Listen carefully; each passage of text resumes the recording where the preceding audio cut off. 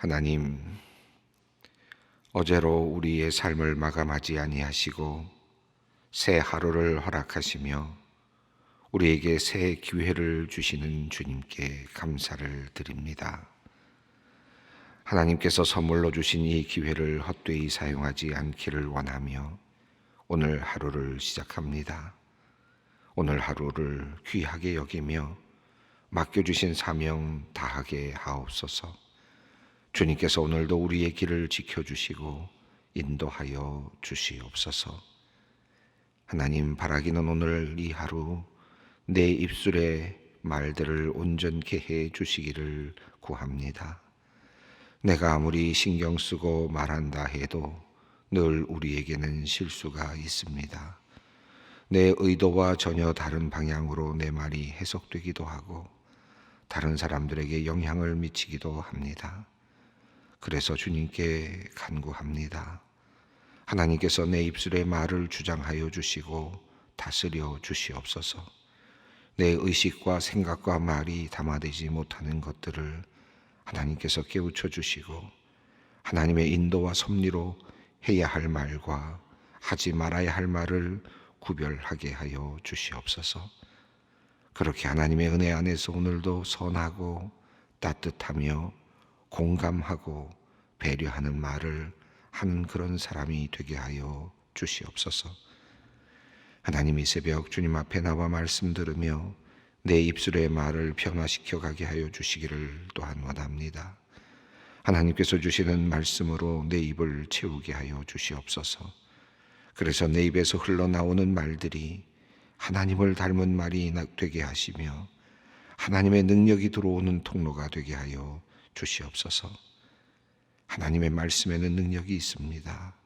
말씀으로 세상을 창조하셨고 말씀대로 이 땅을 섭리하시는 하나님이신 줄로 믿습니다.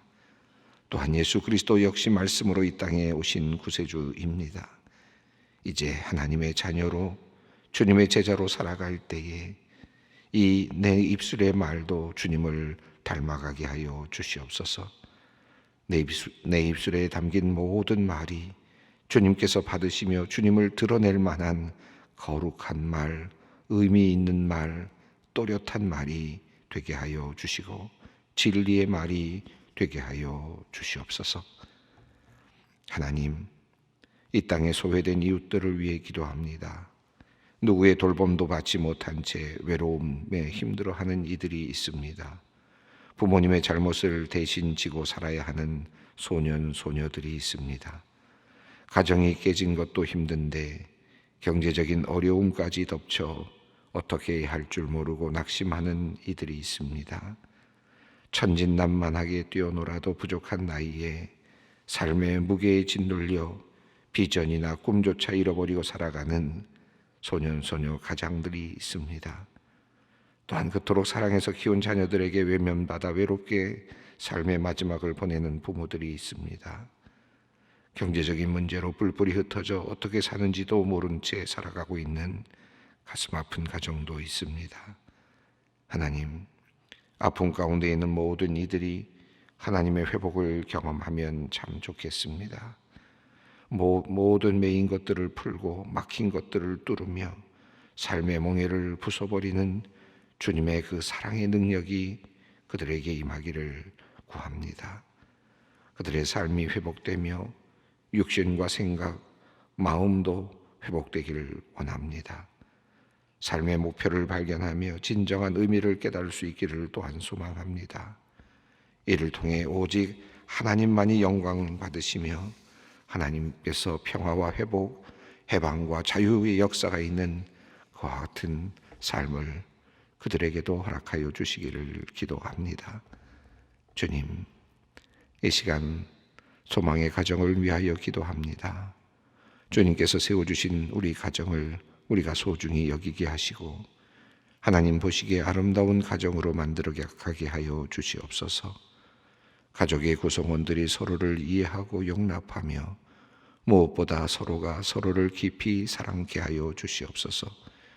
하나님을 주님으로 삼고 그 말씀을 따르는 가정, 날마다 찬양이 끊이지 않는 가정이 되게 하여 주시옵소서.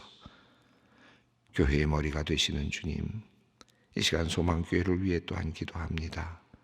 소망의 모든 성도들이 예배를 통해 날마다 주님을 만나는 은혜를 누리게 하여 주시옵소서. 말씀을 사모하게 하시고 기도할 때마다 삶의 문제가 해결되는 역사를 경험케 하여 주시옵소서. 소망교회가 진정 이 땅에 소망이 되는 교회 되기 원합니다. 우리 주위에 여전히 신음하며 아파하는 이웃들을 향해 나아가게 하시고 주님의 사랑을 전하게 하여 주시옵소서. 그리하여 주님께서 이 시대에 주시는 교회의 사명을 충실히 감당하는 교회 되게 하시며 마침내 주님께 칭찬받는 귀한 교회 되게 하여 주시옵소서. 질병 가운데 고통 중인 모든 환우들을 불쌍히 여겨 주시옵소서.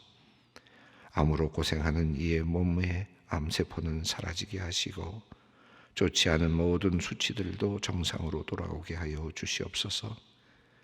우리 믿는 사람들이 주님의 이름을 부를 때마다 놀라운 역사가 일어나게 하여 주시옵소서.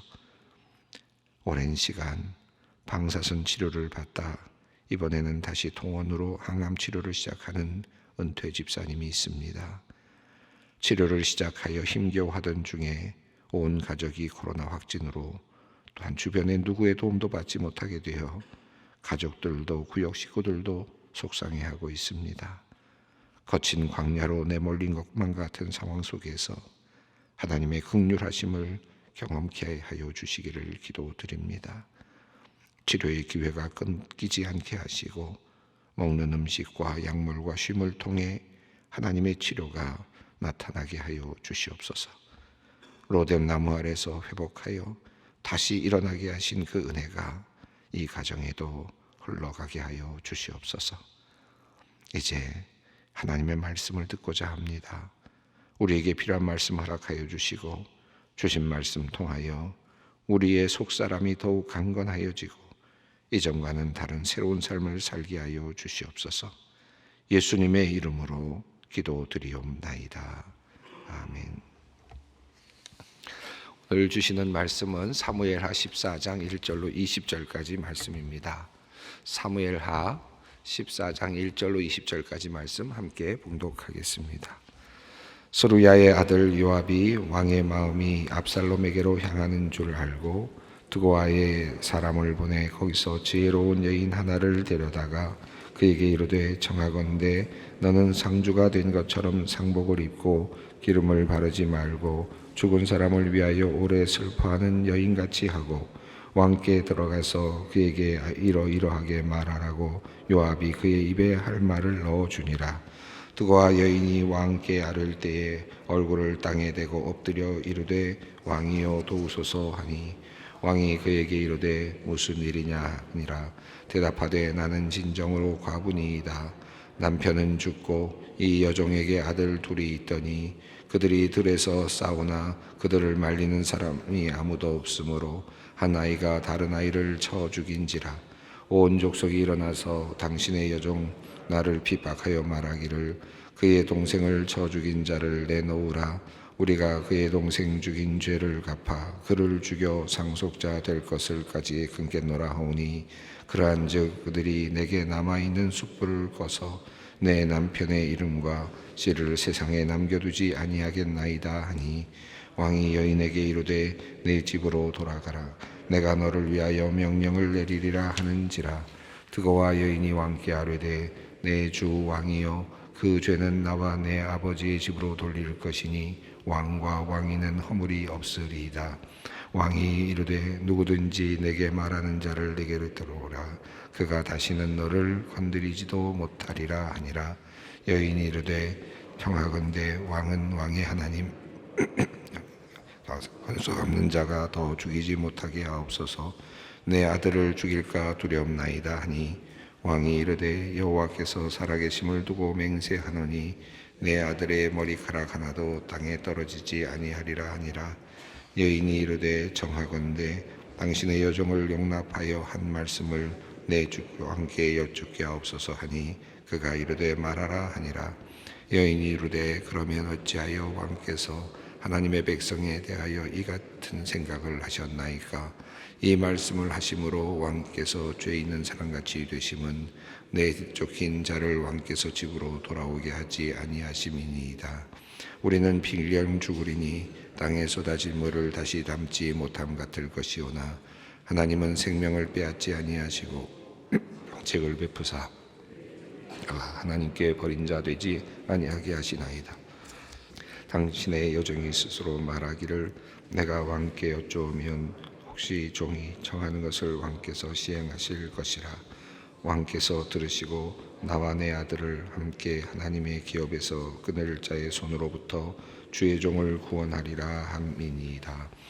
당신의 여종이 또 스스로 말하기를 내 주 왕의 말씀이 나의 위로가 되기를 원한다 하였사오니 이는 내 주 왕께서 하나님의 사자같이 선과 악을 분간하심이니이다. 원하건대 왕의 하나님 여호와께서 왕과 같이 계시옵소서. 왕이 그 여인에게 대답하여 이르되 바라오니 내가 네게 묻는 것을 내게 숨기지 말라. 여인이 이르되 내 주 왕은 말씀하옵소서. 왕이 이르되 이 모든 일에 요압이 너와 함께 하였느냐 하니 여인이 대답하여 이르되 내 주 왕의 살아계심을 두고 맹세하옵나니 내 주 왕의 말씀을 좌로나 우로나 옮길 자가 없으리이다. 왕의 종 요압이 내게 명령하였고 그가 이 모든 말을 왕의 여종의 입에 넣어 주었사오니 이는 왕의 종 요압이 이 일의 형편을 바꾸려 하여 이렇게 함이니이다. 내 주 왕의 지혜는 하나님의 사자와 지혜와 같아서 땅에 있는 모든 일을 다 아시니라 하니라. 오늘 말씀은 좀 긴 말씀입니다. 압살롬이 이제 도망을 하였고 또 다윗 왕은 또 압살롬에 대한 또 생각도 또 미련도 남아 있었던 것 같습니다. 시간이 3년이 이제 흘러가고 있었습니다. 아들을 향한 마음도 조금씩 다시 살아났을 것이고 또 아마도 성경의 이야기 흐름을 보면 이 압살롬이 참 잘난 또 멋진 그런 아들이었던 것 같습니다. 또 사람들의 관심도 많이 받았던 또 왕이 될 만한 제목으로 여겨졌던 그런 왕자였던 것 같습니다. 이 귀한 왕자가 압살롬이 그 큰 형이죠. 암논을 이제 살해하고 도망을 간 지 3년이 이제 흘렀습니다. 그런데 왕이 아들을 이제 부르지 않았습니다. 이제 그 상황 속에서 요압이라고 하는 장군이 이제 어떻게 압살롬을 다시 왕궁으로 불러오도록 하는지 또 그 내용이 오늘 본문 속에 나오는 이야기입니다. 이미 쭉 읽어보았습니다만은 이 본문 내용이 이 개역 개정판이 조금 어렵게 번역이 된 부분들이 몇 구절이 있어서 우리가 완전히 이 내용이 잘 이렇게 한번 읽을 때는 잘 들어오지 않을 수도 있겠습니다. 우선 1절 말씀을 읽겠습니다. 스루야의 아들 요압의 왕의 마음이 압살롬에게 향하는 줄을 알고 이제 처음 오는 1절과 20절 이제 19절 20절에 이제 요압이라고 하는 인물이 나옵니다. 여러분 아시는 것처럼 요압은 장군이죠. 그리고 용맹한 장군이고 다윗과 늘 함께했던 어찌 보면 다윗의 2인자였다고도 할 수 있겠습니다. 그만큼 모든 권력과 또 군사력을 장악하고 있었던 사람이었고 또 다윗에게는 매우 중요한 귀한 충신이었습니다. 이제 다윗이 아들을 내어보내고 압살롬을 내어보내고 압살롬에게 마음이 향하고 있는 것을 요압이 이제 알아차린 거죠. 가까이 있는 이 요압이 다윗의 마음이 압살롬에게 향하고 있는데 그럼에도 불구하고 다윗이 압살롬을 데려오지 못하는 그와 같은 상황이라는 사실을 이제 측근으로서 자세히 이제 알게 되었던 것 같습니다. 다윗의 마음이 이제 어떻게 향하고 있는지를 알고 있었던 이 충신 요압은 이제 그 다윗을 설득하면서 다윗의 마음을 또 알고 있으니까 그로 하여금 결단할 수 있도록 하나의 나름대로의 계책을 꾸몄습니다. 그 내용이 이제 2절에 있습니다. 2절 말씀을 읽습니다.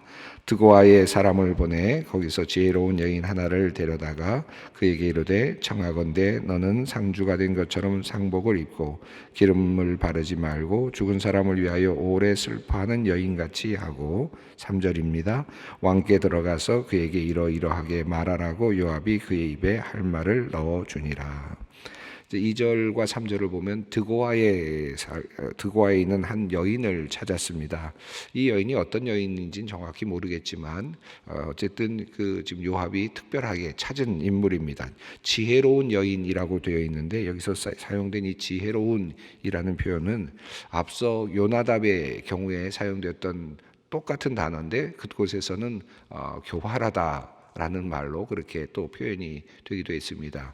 그래서 이 여인이 교활하다라고 볼 수도 있을 것 같고 또 지혜롭다고 볼 수 있을 것 같은데 이 대목에서는 우리 번역이 지혜롭다라고 이렇게 번역이 되었습니다. 아마 전체적인 맥락 안에서 이 여인이 어떤 개인적인 이득을 취하거나 하지 않았다라는 의미에서 교활하다라는 표현보다는 지혜롭다는 말로 번역을 했던 것 같습니다. 이 하캄이라는 단어는 둘 다 가능한 그런 의미를 갖고 있는 표현이기도 합니다.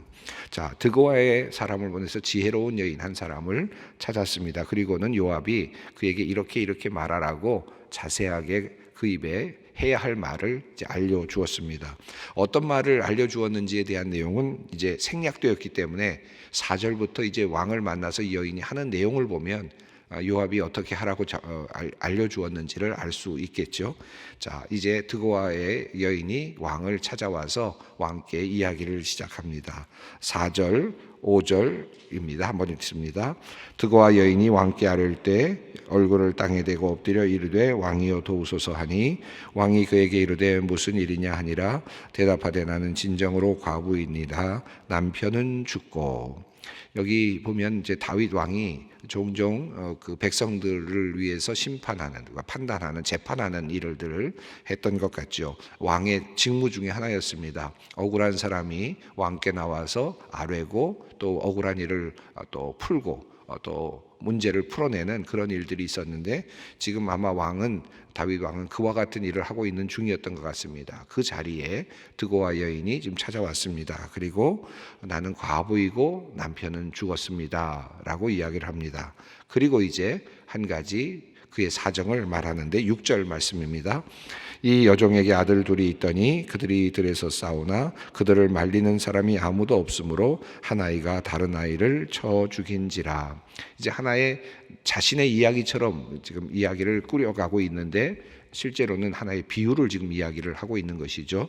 그래서 남편은 죽었다라는 말은 이제 더 이상 아들을 생산할 수 없다라는 의미겠습니다. 남편의 아들을 생산할 수 없고 가문을 이어갈 수 있는 아들은 딱 둘밖에 남지 않았다라는 의미를 이미 이제 한정적으로 말을 한 후에 아들 둘이 있었는데 남편이 죽었고 아들 둘이 남아 있었는데 그들이 들에서 싸웠는데 말리는 사람이 없었다. 그러므로 한 아이가 다른 아이를 쳐 죽였습니다. 여기서 말리는 사람이 없었다는 말은 그냥 일반적으로 이야기를 풀어가면서 하는 비유이기도 하지만 사실은 암논과 그리고 압살롬에게 있어서 분명히 그 다말과 관련해서 분명히 문제가 생길 것을 이미 예견하고 있었을 텐데 그것을 제대로 처리하지 못했던 다윗에 대한 어떤 책망도 이 말씀 속에 살짝 스며들어가 있는 것 같지 않습니까? 말리는 사람이 아무도 없음에 한 아이가 결국 다른 아이를 쳐 죽였다. 왜 그렇게 쳐 죽일 때까지 그렇게 될 때까지 그만 아무도 말리지 못했는가? 다윗은 무엇을 했는가? 한마디로 말하면 압살롬이 그렇게 억울하게 자신의 누이가 그렇게 억울하게 당한 것에 대해서 앙심을 품고 2년여 동안 그렇게 원수를 갚으려고 하다가 죽이는 데까지 아버지는 뭐 했습니까? 라고 하는 그런 의미도 담겨져 있는 듯 합니다. 자, 여기서 지금 전혀 그런 내색을 하고 있지 않지만 지금 아무도 말리는 사람이 없어서 한 아이가 한 아이를 쳐 죽였습니다. 그러니까 이제 죽은 아버지 아래는 이제 한 아이만 남은 것입니다. 어머니에게도 이제 아들이 하나만 남은 셈이 되었습니다. 자, 7절 말씀입니다. 온 족속이 일어나서 당신의 여종 나를 핍박하여 말하기를 그의 동생을 쳐 죽인 자를 내놓으라. 우리가 그의 동생 죽인 죄를 갚아 그를 죽여 상속자가 될 것까지 끊겠노라 하니 그러한즉 그들이 내게 남아있는 숯불을 꺼서 내 남편의 이름과 씨를 세상에 남겨두지 아니하겠나이다 하니.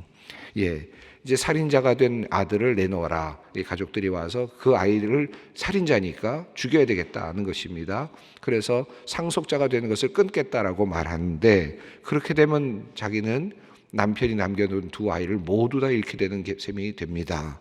그러면 결국 나는 또 나의 남편은 아무도 이 땅에 남겨둘 사람이 없습니다. 라고 하는 이제 참으로 가련한 힘든 이야기를 지금 다윗 왕에게 앞에 와서 하고 있습니다. 자, 이 이야기를 들은 다윗 왕은 그저 일반적인 생각을 합니다. 그래서 똑같이 재판을 하듯이 이제 이야기를 답변을 했죠. 8절 말씀입니다. 왕이 여인에게 이르되 내 집으로 가라. 내가 너를 위하여 명령을 내리리라 하는지라. 판결문은 나중에 내가 보내마. 돌아가라. 알았다. 라고 하는 정도의 아주 그냥 일반적인 지금 대답을 왕이 했습니다. 사정이 그러하구나. 그러니까 내가 나중에 판단해서 너에게 명령을 내릴 것이다. 라고 그렇게 이야기를 했습니다. 다윗은 여기까지는 하나의 문제를 해결하는 그런 마음으로 그저 문제 해결을 해주겠다라는 그런 의미였습니다. 그런데 드고와 여인은 이제 그 이후에도 이제 조금 더 왕에게 말할 기회를 얻습니다. 9절 말씀입니다. 10절까지입니다. 드고와 여인이 왕께 아뢰되 내 주 왕이여 그 죄는 나와 내 아버지 집으로 돌릴 것이니 왕과 왕위는 화물이 없으리이다.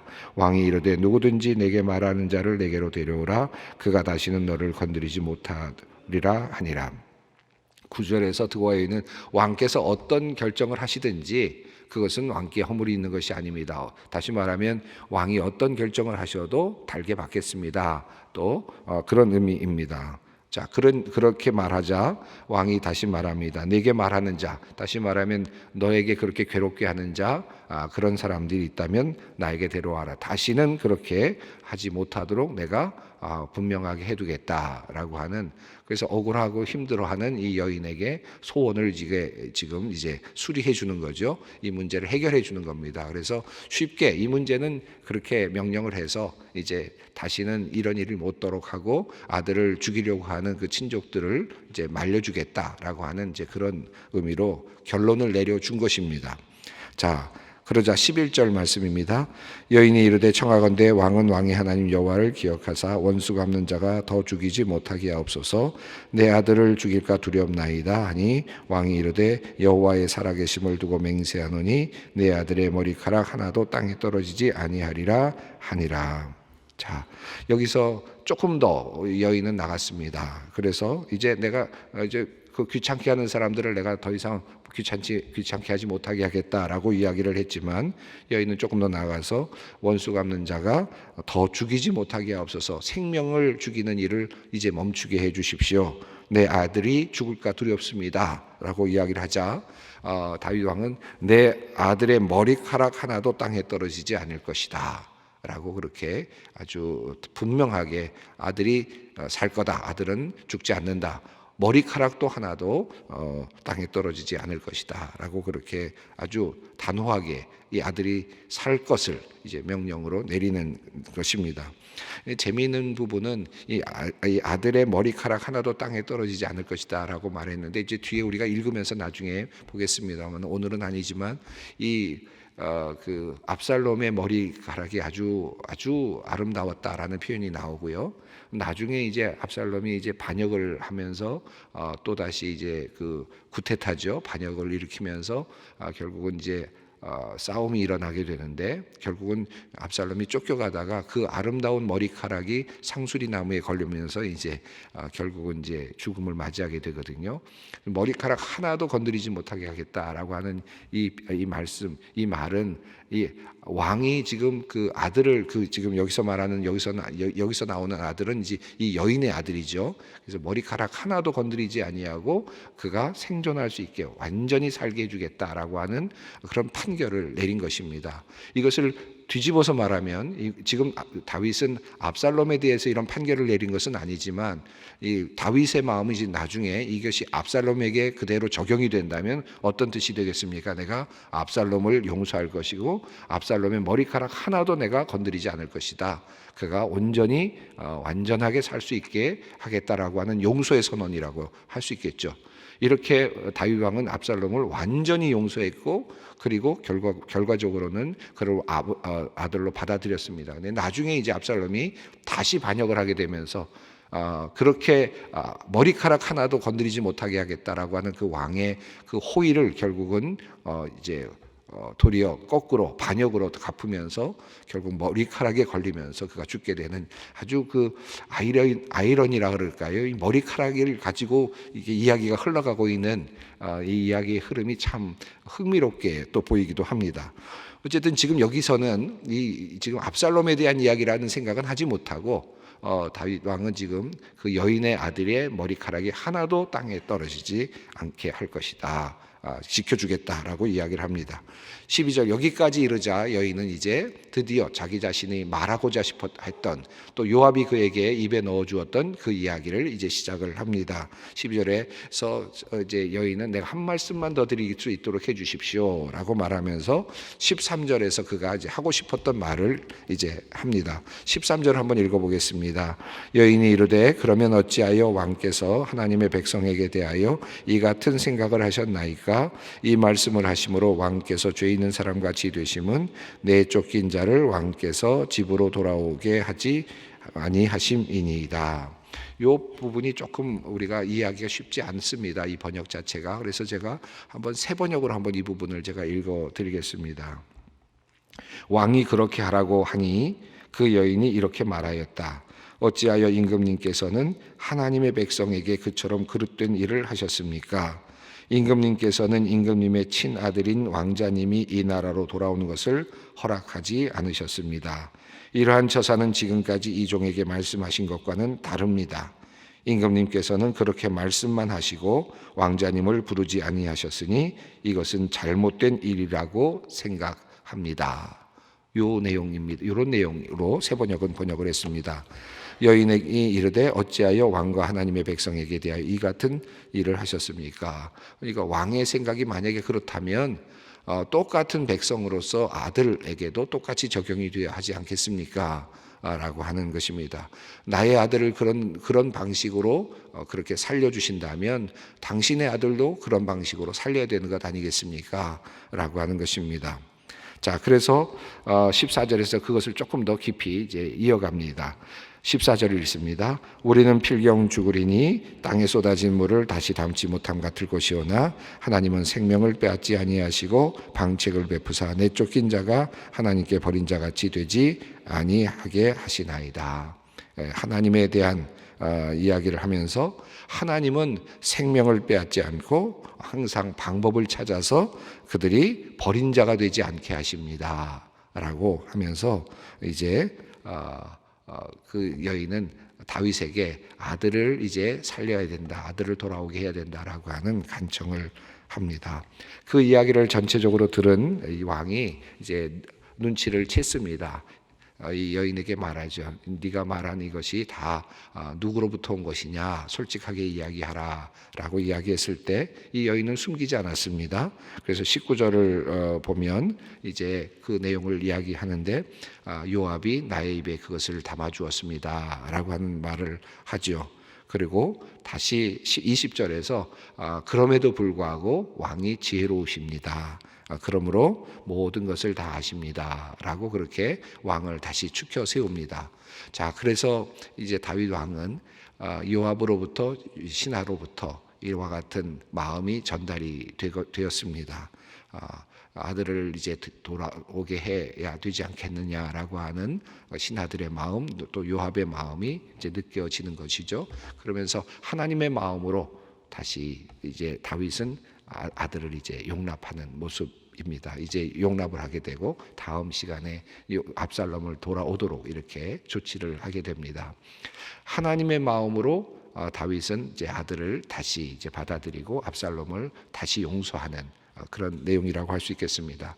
이 이야기의 흐름은 그저 단순하게 다윗 왕의 마음을 흔들어서 한 여인을 통해서 압살롬을 다시 집으로 돌아오게 하는 내용처럼 보이지만, 그러나 이 내용이 전체적으로 함의하고 있는 바는 다윗이 압살롬을 무한한 사랑으로 다시 받아들이는 것이고, 그에게 그의 머리털 하나까지도 다 이제 떨어지지 않도록 완전히 내가 너를 이제 용서하고 받아들이겠다라고 하는 그런 모든 의미가 이 안에, 이 이야기 안에 담겨져 있습니다. 무한한 아버지의 사랑으로 이제 아들은 다시 돌아올 수 있는 기회를 얻게 됩니다. 마치 하나님께서 우리를 받아들여 주시는 것처럼 그렇게 하나님께서 또 우리의 모든 죄악을 다 잊으시고 우리의 모든 죄악을 따라서 처벌하신다면 하나님께서는 우리를 받아들일 수 없지만, 그럼에도 불구하고 희생되고 우리의 모든 죄들이 다 낱낱이 드러나 있음에도 불구하고 하나님께서는 또 자기 자신의 아들을 사랑하는 마음으로 우리를 또 받아주셨다. 이 사랑이 바로 하나님께서 우리에게 보여주시는 사랑이다라는 마음으로 오늘 이 이야기를 다시 한번 읽었으면 좋겠습니다. 단순한 아버지가 아들을 사랑하는, 그냥 다윗이 압살롬을 사랑하는 것이 아니라 하나님이 나를 사랑하는 이야기로 다시 바꾸어서 오늘 이 이야기를 다시 한번 보면서 기도의 자리로 나아갔으면 좋겠습니다. 함께 기도하겠습니다. 하늘에 계신 우리 아버지, 아버지의 이름을 거룩하게 하시며 아버지의 나라가 오게 하시며 아버지의 뜻이 하늘에서와 같이 땅에서도 이루어지게 하소서. 오늘 우리에게 일용할 양식을 주시고 우리가 우리에게 잘못한 사람을 용서하여 준 것 같이 우리 죄를 용서하여 주시고 우리를 죄에 빠지지 않게 하시고 악에서 구하소서. 나라와 권능과 영광이 영원히 아버지의 것입니다. 아멘.